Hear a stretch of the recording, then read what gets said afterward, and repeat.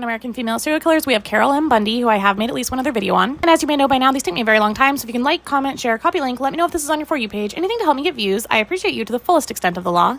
Also, it's kind of the end of an era because this is the last person in this book.